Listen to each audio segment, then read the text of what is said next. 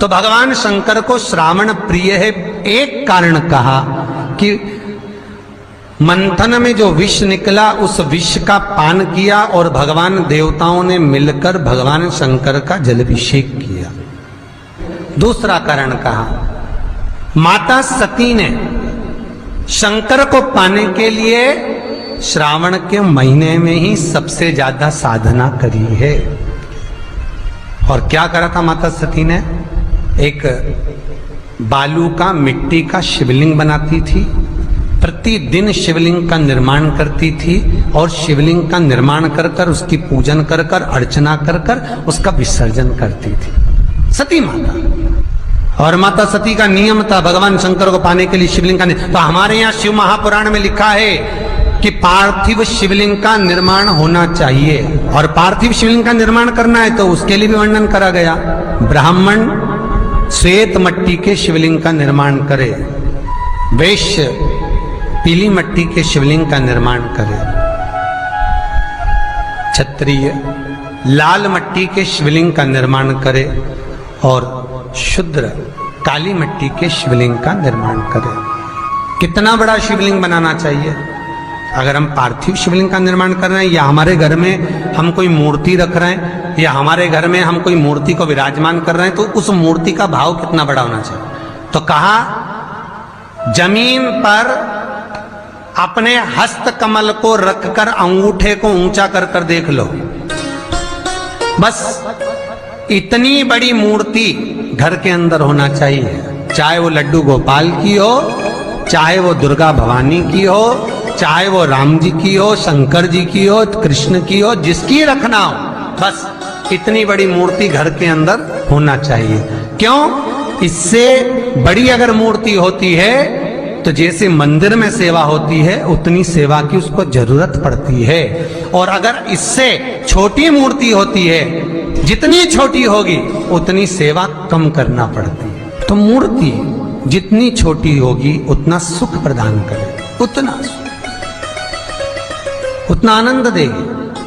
पर श्रावण के महीने में यदि आप रोज शिवलिंग नहीं बना सकते तो पूरे महीने में एक बार शंकर का शिवलिंग का, पार्थिव शिवलिंग का निर्माण करना चाहिए, जरूर करना चाहिए। और पार्थिव शिवलिंग का निर्माण कर कर उसकी आराधना, उसकी अर्चना, उसकी पूजन करना चाहिए। नमः शिवाय, ओम नमः शिवाय, ओम नमः शिवाय, नमः शिवाय। पार्थिव शिवलिंग का जब भी निर्माण करें, किसी थाली में या पात्र में, जिसमें भी आप निर्माण कर रहे हैं, उस पार्थिव शिवलिंग को बनाने से पहले उसके अंदर, पात्र के अंदर एक बेलपत्र रखे। बेलपत्र क्या? आपको कथा में कल कहा था, बेलपत्र का वृक्ष माता पार्वती के नयन अश्रु से प्रकट हुआ है और रुद्राक्ष का वृक्ष शंकर भगवान के नयन अश्रु से प्रकट हुआ है। तो बेलपत्र रखकर फिर उसके ऊपर शिवलिंग का निर्माण करें, फिर उसके ऊपर शिवलिंग, उसका लाभ आनंदित होगा, उसका सुख आनंदित होगा, वो आनंद फल देने वाला होगा। कई लोग सीधे थाली में शिवलिंग बना देते हैं।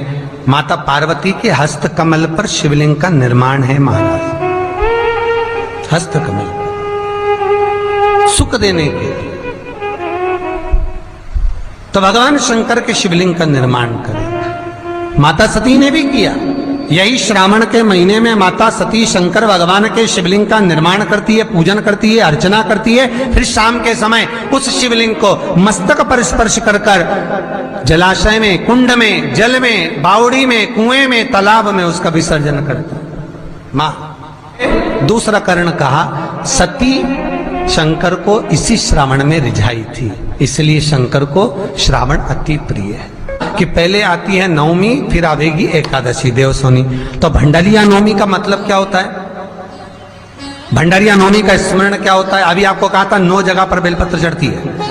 भंडारिया नवमी का मतलब ही यही है कि भगवान विष्णु सोने जाने से पहले नवमी तिथि के दिन 9 बेलपत्र भगवान शंकर को समर्पित कर कर भगवान शिव के मंदिर में बैठकर भगवान शंकर की आराधना कर कर भगवान विष्णु लक्ष्मी जी के साथ अपनी सृष्टि का कार्यभार 4 महीने के लिए शंकर जी को सौंप देते हैं भंडरिया नवमी के दिन। और एकादशी के दिन से, देव सोनी एकादशी के दिन जब भगवान सोते हैं, उस दिन से भगवान शंकर पूरे कार्यभार को देखते हैं।